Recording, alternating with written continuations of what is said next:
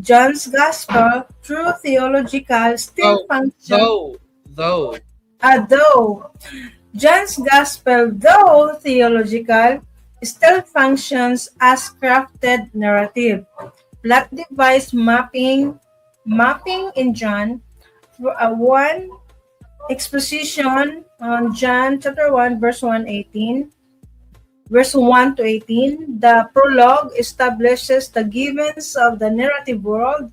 That one word, that one, my goodness, never mind. Word existed eternally. Word becomes flesh. Light enters darkness.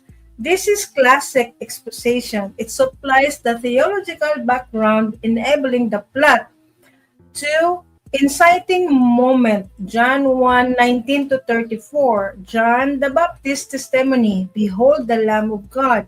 This launches the central narrative conflict with Israel recognized the Messiah